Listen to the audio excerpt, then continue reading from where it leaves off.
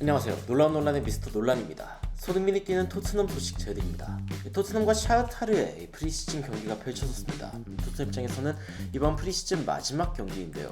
스타팅 라인업이 발표되자마자 굉장히 많은 팬들의 기대를 모았습니다. 그리고 실제로 경기 역시 굉장히 재밌었는데요. 오늘 경기의 주요 부분들 전반전, 후반전 나누어 살펴보고 그리고 해외 팬들 반응까지 함께 살펴보도록 하겠습니다. 들어가 보시죠. 일단 토트넘의 선발 라인업입니다. 케인이 선발로 일단 나왔고 캡틴을 달고 있는 것을 볼 수 있는데요. 그리고 손흥민 역시 선발 출전한 것을 볼 수 있었습니다. 그 외에 일단 라인업을 살펴보면은 거의 1군 가장 제일 좋은 선수들을 골랐다고 해도 지금 과언이 아닌 그런 라인업인데요. 일단 경기를 시작하기 전부터 토트넘 팬들은 굉장히 많은 이슈들을 제시를 했습니다.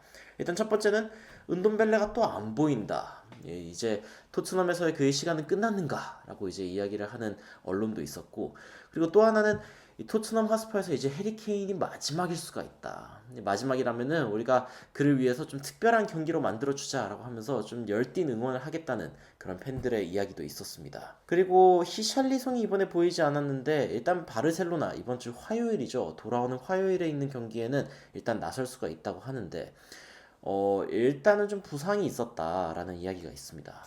그리고 미키 반더벤 이제 새로운 토트넘의 수비수죠. 아마 메디컬을 내일 할 것이고 그리고 볼프스부르크에서 올 거다라는 이야기가 일단 전해지고 있습니다. 이러한 소식들이 전해지는 가운데 일단 프리시즌 경기를 치르게 되었는데요. 경기를 시작하자마자 일단 가장 돋보였던 것은 당연히 우리 손흥민 선수 그리고 케인의 존재감이었습니다. 안제 포스테코글루 감독의 이 전술을 좀 살펴볼 필요가 있습니다.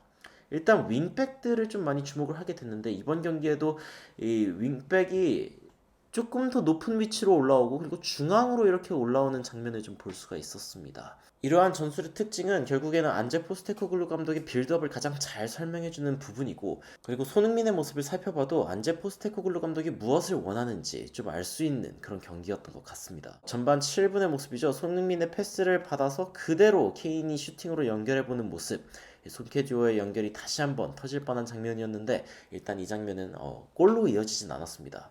전반 7분 52초에도 손흥민이 측면에 있다가 이렇게 스루 패스로 들어온 공을 가지러 달려가는 장면이 여러 차례 나왔습니다. 손흥민의 침투 그리고 손흥민의 사이드에서의 어떤 영향력이 점점 더 커지고 있다는 것을 볼 수 있는 부분이었고요.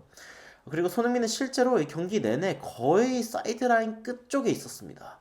클루셉스키 역시 마찬가지죠. 가장 사이드라인에 가까울 정도로 굉장히 끝쪽에 위치해 있는 이 양 윙어인데 사실 이 두 윙어가 이렇게 위치하는 이유는 이 중간에 있는 선수들이 조금 더 자리를 많이 갖고 이동할 수 있기 위함이죠.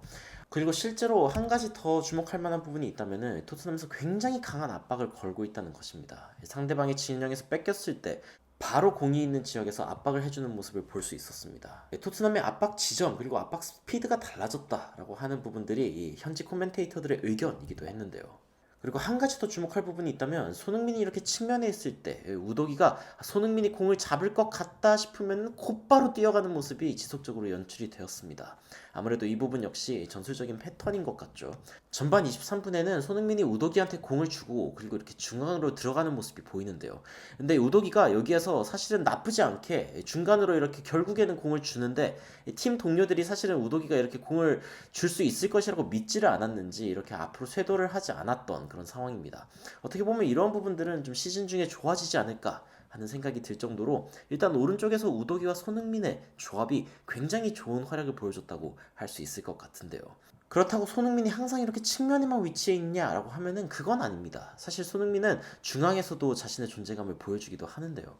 손흥민 선수가 일단 빌드업 상황에서는 최대한 측면에 있는 것은 맞지만 빌드업이 어느 정도 된 상황에서는 이렇게 중앙으로 이동하는 모습도 자주 보여주었습니다.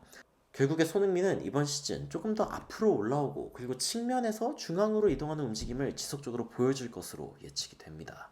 전반 내내 손흥민이 이렇게 측면에서 공을 잡는 모습이 보여지는데 전반 26분에도 그렇고 전반 27분 모습도 그렇고 36분도 그렇고 손흥민은 사실 크로스 기회를 굉장히 많이 얻었습니다.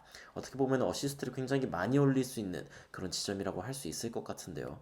그리고 36분 결국에 손흥민이 이렇게 메디슨에게 센스 있게 준 패스는 결국에는 메디슨이 페널티킥으로 만들어내는 그런 상황이 이어지면서 결국에 토트넘의 첫 골로 이어지게 됩니다.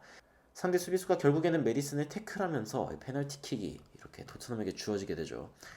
케인은 당연히 이 공을 아주 확실하게 오른쪽으로 마무리를 해버리면서 결국엔 토트넘의 리드를 안겨주게 됩니다. 어쨌건 토트넘은 굉장히 좋은 경기력을 보여주었고 61%의 점유율 그리고 패스 성공률도 92%나 되는데요. 일단 토트넘에 대해서 팬들이 한 이야기들을 한번 살펴보면은 포스테코글루 감독이 윙어들을 굉장히 넓게 쓴다. 그러면서 손흥민은 뭔가 적응하고 있기는 한데 뭔가 득점하기는 좀 어려울 것 같다. 물론 뭐 박스 밖에서 아주 경악하게 하는 그런 골들은 많이 넣을 것이다 라고 뭐 이야기를 하고 있습니다. 뭐 앞쪽으로 가는 모습을 보니까 괜찮은 것 같다. 하지만 뭔가 마무리 단계가 약간 좀 다림질이 필요한 것 같다. 좀 더 잘할 필요가 있는 것 같다라는 그런 이야기죠. 전반을 보고 나니까 우독이 마음에 든다. 완전 잘할 거야. 뭐 하면서 속도도 빠르고 스태미나도 좋고 손흥민이랑 왼쪽에서 굉장히 좋은 호흡을 보여줄 것 같다. 제가 아까 오른쪽이라 했나요? 페페마타 사르는 점점 1군에서 좀 어울리는 선수가 되고 있는 것 같다라고 하면서 에너지도 많고 앞으로 나가는 움직임도 좋고 뭔가 존재감이 확실히 있다라고 이야기를 하고 있습니다. 호이비에르가 좀 비판을 좀 받고 있는 것 같기는 한데 그리고 클루셉스키가 슈팅을 많이 하고 있는데 뭔가 지금 결과가 지금 나지 않고 있다 뭐 이런 이야기들을 좀 하고 있네요. 뭐 팬들의 의견과 제가 100% 동의하는 건 아니지만 일단 이 토트넘의 해설자분도 손흥민이 너무 윙쪽에서 슈팅을 안 하는 것 같다. 뭐 너무 바깥쪽에 있는 것 같다라는 이야기를 동일하게 하거든요. 그래서 그런지 이 라커룸에서 손흥민과 클루셉스키가 서로 뭔가 대화를 나누는 장면이 좀 보입니다. 그러니까 좀 더 중앙으로 들어오자, 슈팅을 하자, 뭐 이런 이야기를 했던 것 같아요.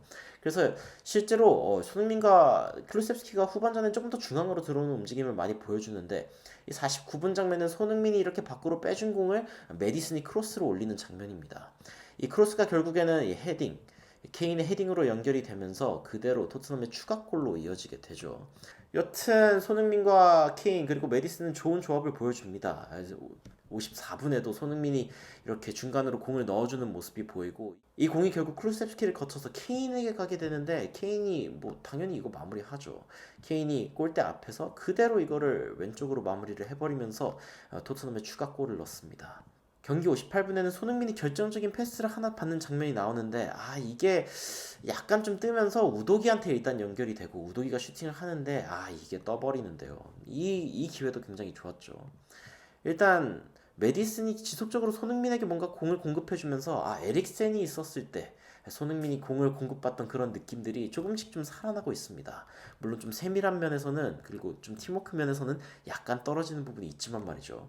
손흥민이 이 부분에서 약간 공중볼로 공을 잡았는데 만약에 좀 공이 밑으로 왔었더라면은 그대로 슈팅으로도 연결할 수 있었던 그런 장면이겠죠.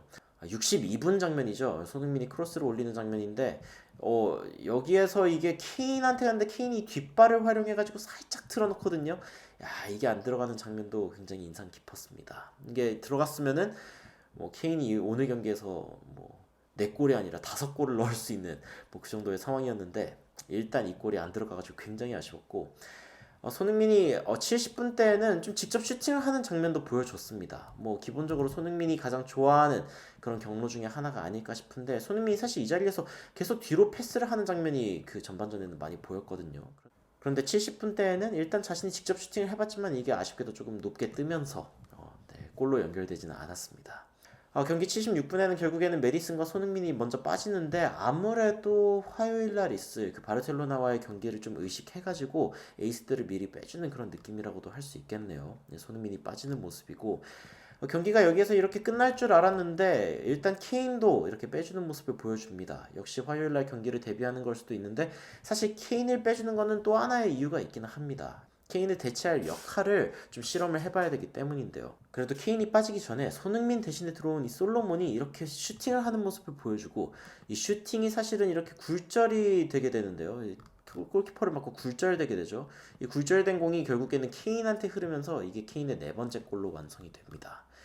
결국에 케인은 마지막이 될 수도 있는 경기에서 4번째 골을 넣으면서 토트넘 팬들에게 좋은 인상을 남기게 되었고 이 골이 케인의 토트넘 소속 마지막 골이 될 수도 있다는 뭐 그런 이야기들이 돌고 있는데 한번 지켜봐야 될 것 같습니다. 케인이 골을 넣던 순간에 안제 포스테코글루 감독은 사실은 정색을 하고 있죠. 뭐 사실 뭐 굉장히 크게 기뻐하기도 좀 뭐한 게 어차피 지금 케인이 4골을 넣었는데 케인이 없었으면은 지금 토트넘이 몇 골을 넣었을지 알 수 없는 상황이기 때문에 포스테코글루 감독 입장에서는 케인이 골을 넣을수록 어쨌건 좀 착잡한 신경이 될 것 같기는 합니다. 하지만 토트넘 팬들은 일단 케인이 교체되어 나가는 순간에 모두 다 기립박수를 하면서 일단 따뜻하게 떠나 보내주겠다라는 그런 마음들이 좀 느껴지는 그런 방식으로 케인에게 박수를 보냈습니다.